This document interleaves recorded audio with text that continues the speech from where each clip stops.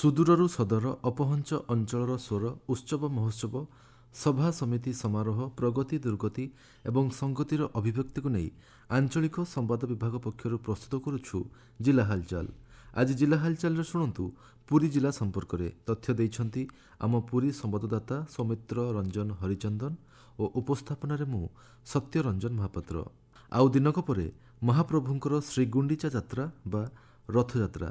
ଏହା ପୂର୍ବରୁ ସ୍ନାନଯାତ୍ରା ଶୃଙ୍ଖଳିତ ଭାବେ ସମାପିତ ହୋଇଥିବା ବେଳେ ଅନବସର ଘରେ ସମସ୍ତ ଗୁପ୍ତ ନୀତି ଅନୁଷ୍ଠିତ ହୋଇସାରିଛି। ଦଇତାପତି ଓ ପତି ମହାପାତ୍ର ସେବକମାନେ ସ୍ୱତନ୍ତ୍ର ଭାବେ ପ୍ରଭୁଙ୍କ ସେବା କରୁଥିବା ବେଳେ ଜ୍ୱରଜନିତ ପୀଡ଼ାରୁ ଲାଘବ ନେଇ ଫୁଲୁରି ତେଲ ଓ ସୁଅ ଲାଗି ଦଶମୂଳ ଔଷଧ ଲାଗି ଖଳି ଲାଗି ଘୋଣା ଲାଗି ଭଳି ଗୁପ୍ତନୀତି ସମ୍ପାଦନ କରିଛନ୍ତି। ଅନ୍ୟପକ୍ଷରେ ଏହି ଅନବସର ସମୟରେ ବ୍ରହ୍ମଗିରିର ଅଲାରନାଥ ପୀଠରେ ଚଳିତ ଥର ପ୍ରବଳ ଭିଡ଼ ପରିଲକ୍ଷିତ ହୋଇଥିଲା। ତେବେ ବିଶ୍ୱପ୍ରସିଦ୍ଧ ରଥଯାତ୍ରାକୁ ଶୃଙ୍ଖଳିତ ଭାବେ ସମାପନ ନେଇ ବ୍ୟାପକ ପ୍ରସ୍ତୁତି ହୋଇଛି। ରଥଯାତ୍ରା ଶୃଙ୍ଖଳିତ କରିବା ନେଇ ମୁଖ୍ୟମନ୍ତ୍ରୀ ଶେଷ ସମୀକ୍ଷା ବୈଠକ ନେବା ସହ ରଥଯାତ୍ରା ପାଇଁ ସରକାର ସ୍ୱତନ୍ତ୍ର ପାଣ୍ଠି ଯୋଗାଇ ଦେଇଥିବା କହିଛନ୍ତି। ରଥଯାତ୍ରା ପାଇଁ ଆମର ସମସ୍ତ ପ୍ରସ୍ତୁତି ସମାପ୍ତ ହୋଇଯାଇଛି। ତାର କିଭଳି ଭାବରେ ଉପଯୁକ୍ତ ସୁରକ୍ଷା କରାଯାଇପାରିବ, ଭିଡ଼କୁ କେମିତି ଭାବରେ ପରିଚାଳନା କରାଯାଇପାରିବ ଏବଂ ସ୍ୱାସ୍ଥ୍ୟ ସହିତ ଏ ପରିମହଳ ଯାନବାହନ ଏ ସବୁ ବିଷୟରେ ଆଲୋଚନା କରାଯାଇଛି।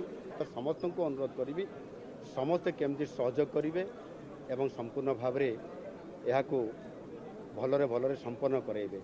ଆଉ ସେଥିପାଇଁ ମୁଁ ଗୋଟିଏ କଥା ହିଁ ଆଜି କହିଛି, ଆମେ ସମସ୍ତେ ପରସ୍ପରର ଯାହା ଦାୟିତ୍ୱ ଅଛି ଆମେ ସମସ୍ତେ ନିଜର ଦାୟିତ୍ୱ ଠିକ୍ ଭାବରେ ସମ୍ପନ୍ନ କରିବା ସହିତ ଗୋଟିଏ ବିଭାଗ ସହିତ ଆଉ ଗୋଟିଏ ବିଭାଗ ମଧ୍ୟରେ ସମନ୍ୱୟ ପ୍ରତିଷ୍ଠା କରିବା। ଯଦି ସମନ୍ୱୟ ପ୍ରତିଷ୍ଠା କରାଯାଇପାରିବ ତାହେଲେ ହେବାକୁ ଥିବା ଯେଉଁ ଘୋଷ ଯାତ୍ରା ତାହା ସୁଚାରୁ ରୂପେ ସୁରକ୍ଷାର ସହିତ ମଧ୍ୟ ସମ୍ପନ୍ନ କରାଯାଇପାରିବ। ଗତ ଅକ୍ଷୟ ତୃତୀୟା ଠାରୁ ତିନି ରଥ ନିର୍ମାଣ କାର୍ଯ୍ୟର ଶୁଭାରମ୍ଭ ହୋଇଥିଲା। ବନଯାଗ ପଦ୍ଧତିରେ ପୂଜାପାଠ ହୋମ ଯଜ୍ଞ ପରେ ତିନି ରଥର ନିର୍ମାଣ ନେଇ ବିଶ୍ୱକର୍ମା ମହାରଣା ଓ ଅନ୍ୟାନ୍ୟ ସେବକଙ୍କୁ ନିୟୋଜିତ କରାଯାଇଥିଲା। ଜଗନ୍ନାଥ ମହାପ୍ରଭୁଙ୍କର ନନ୍ଦିଘୋଷ, ବଡ଼ଭାଇ ବଳଭଦ୍ରଙ୍କର ତାଳଧ୍ୱଜ ଓ ମା ସୁଭଦ୍ରାଙ୍କର ଦର୍ପଦଳନ ରଥ ନିର୍ମାଣ ଏବେ ଶେଷ ହୋଇଛି। ରଥ ଖଳାରେ ମହାରଣା, ଭୋଇ, କମାର, କରତି, ରୂପକାର, ଚିତ୍ରକାର ଓ ଦର୍ଜୀ ସେବକମାନଙ୍କ ଦ୍ୱାରା ନିର୍ମାଣ ହୋଇଅଛି ଭବ୍ୟ ଦିବ୍ୟ ରଥତ୍ରୟ। ଏ ସମ୍ପର୍କରେ ନନ୍ଦିଘୋଷ ରଥର ମୁଖ୍ୟ ମହାରଣା ବିଜୟ ମହାପାତ୍ର କହିଛନ୍ତି, ସ୍ନାନ ପୂର୍ଣ୍ଣିମା ପୂର୍ବରୁ ଆମର ଯଥେଷ୍ଟ ଦିନ ପୂର୍ବରୁ ଚାରିନାକା ଚକ ଦଣ୍ଡା ସବୁ ସେଟ୍ କରାଯାଇକରି ଚାରିନାକା ଉଠିଗଲା। ବର୍ତ୍ତମାନ ଆମର ସମ୍ପୂର୍ଣ୍ଣ ରଥ ନିର୍ମାଣ ହେଇକରି କଳସ ଲାଗିକରି ଓଲଟ ଶୁଆ ଲାଗିଯାଇଛନ୍ତି। ଲାଗିଗଲା ପରେ ବର୍ତ୍ତମାନ ଆଉ ଯାହା କାମ ଅଛି ବାଡ଼ ଗୁଡ଼ିକ କାମ ଅଛି, ବାଡ଼ ଗୁଡ଼ିକ ଲାଗିଯିବ। ତାପରେ ସମସ୍ତଙ୍କର ଆମର ପ୍ରଭୁଙ୍କର ଆଜ୍ଞାମାଳକୁ ଅପେକ୍ଷା ନେତ୍ରୋତ୍ସବ ଦିନ ଆଜ୍ଞାମାଳ ଆସିଲା ପରେ ପ୍ରଭୁଙ୍କର ତିନୋଟି ଯାକ ରଥ ଯାଇକରି ସିଂହଦ୍ୱାରେ ଲାଗିବେ। ତା ପରଦିନ ପ୍ରଭୁଙ୍କର ଯାତ୍ରା ଆରମ୍ଭ ହେବ। ଏଇଭଳି ଭାବରେ ପ୍ରତ୍ୟେକ ବର୍ଷ କାମ ଚାଲୁଛି। ରଥଯାତ୍ରା ପାଇଁ ଓଡ଼ିଶା ପୋଲିସ ପକ୍ଷରୁ ବ୍ୟାପକ ପ୍ରସ୍ତୁତି ହୋଇଥିବା ବେଳେ ପ୍ରାୟ 13,000ରୁ ଅଧିକ ପୋଲିସ କର୍ମୀ ଡ୍ୟୁଟିରେ ନିୟୋଜିତ ହୋଇଅଛନ୍ତି। ମହାପ୍ରଭୁଙ୍କ କାର୍ଯ୍ୟରେ ସେବା ମନୋବୃତ୍ତି ନେଇ ଭକ୍ତ ଓ ଶ୍ରଦ୍ଧାଳୁଙ୍କ ପାଇଁ କାମ କରିବାକୁ ପୋଲିସ ଡିଜି ନିର୍ଦ୍ଦେଶ ଦେଇଛନ୍ତି। ରଥଯାତ୍ରାରେ ସିଏପିଏଫ୍, ଆର୍ପିଏଫ୍, ବିଏସ୍ଏଫ୍ଙ୍କୁ ମିଶାଇ 15ଟି କେନ୍ଦ୍ରୀୟ ଫୋର୍ସ ଏଥର ନିୟୋଜିତ ରହିଛନ୍ତି। ସେହିପରି ଏନ୍ଏସ୍ଜି କମାଣ୍ଡୋର ଗୋଟିଏ ୱିଙ୍ଗ ମଧ୍ୟ କାର୍ଯ୍ୟ କରୁଛି। ଟ୍ରାଫିକ୍ ସୁରକ୍ଷା, ଭିଡ଼ ନିୟନ୍ତ୍ରଣ ଉପରେ ଫୋକସ୍ ରହିଥିବା ବେଳେ ମେରାଇନ୍ ପୋଲିସ ସହ ମିଶି କୋଷ୍ଟଗାର୍ଡ ଓ ଇଣ୍ଡିଆନ୍ ନେଭି ତଟ ସୁରକ୍ଷା ଦାୟିତ୍ୱରେ ରହିଛନ୍ତି।